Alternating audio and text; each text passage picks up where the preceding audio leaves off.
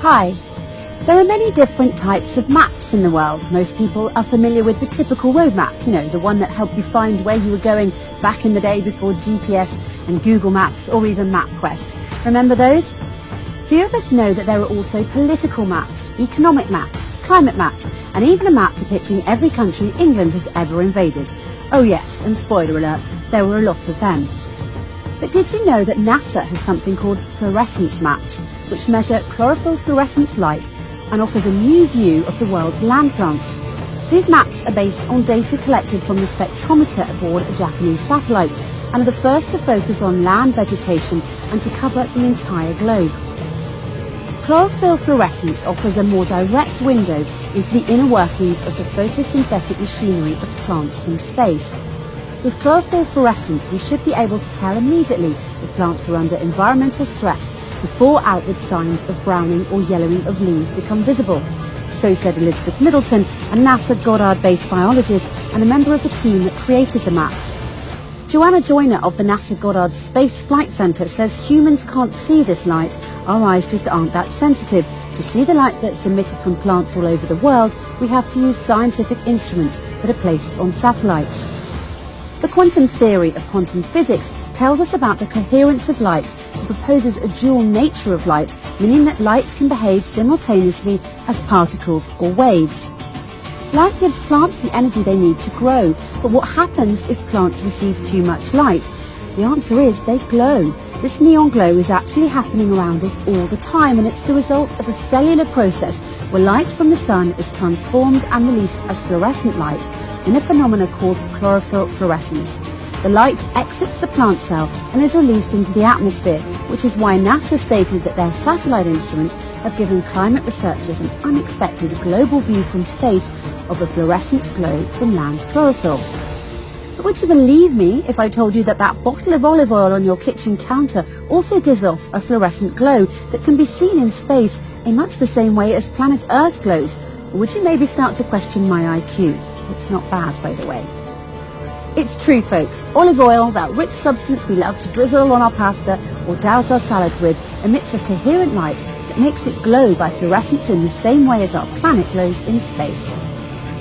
Olive oil is unique among the majority of oils in that it is a product of a fruit rather than a seed. As such, it has a different constitution and naturally contains the green-coloured plant pigment chlorophyll, which is fluorescent. Though it may appear dull under regular light, hit a clear glass of olive oil with a green laser and the oil will glow red. And it's not just lasers that will get the olive oil to fluoresce, ultraviolet lamps will do the trick too and are accepted as an official method for the identification of the purity and grade of olive oil, according to the US Bureau of Standards. But before the existence of these specialised instruments that detect the fluorescent light emitted by plants on planet Earth from satellites in space, or the discovery of the quantum theory that explains how it all works, the Quran actually addressed this issue in a fascinating verse. In verse 35 of chapter 24, the Quran says, Allah, God, is the light of the heavens and the earth. The parable of his light is like a niche, pillar, and it is a lamp. The lamp is in a glass. The glass is like a brilliant planet lit from an olive tree, which is neither of the east, i.e. neither this tree gets sun rays only in the morning, nor of the west, i.e. nor does it get sun rays only in the afternoon, but it is exposed to the sun all day long. Its olive oil would almost glow forth of itself, though no fire touched it, light upon light. The verse likens the glow of the planet with the glow of the oil derived from olives, as both shine in the same way, by fluorescence. Both are also dependent on the same physical phenomenon fueled by quantum physics, and both emit a coherent light. Coherence is one of the most important concepts in quantum physics and is strongly related to the ability of light to exhibit interference effects.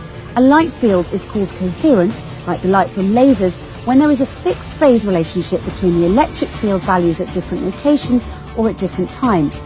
Coherent light waves are waves with a constant phase difference. They will have the same frequency and wavelength. When two waves meet, they will interfere and superpose.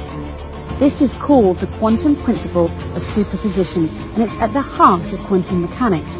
If you look in the dictionary, the word superposition technically means one upon another. So when God says light upon light in the verse I mentioned just now, he's referring to superposition of light waves, one upon another. The fact that the Quran states that olive oil glows is in and of itself a miracle, as lasers and ultraviolet lamps now used to detect such a glow did not exist back then in any way, shape or form.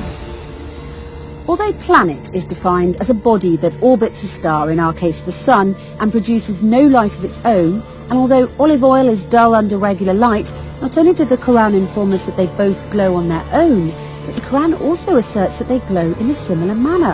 What's more, the Quran refers to it as light upon light long before the existence of the quantum theory of coherence, which now confirms the superposition of light waves.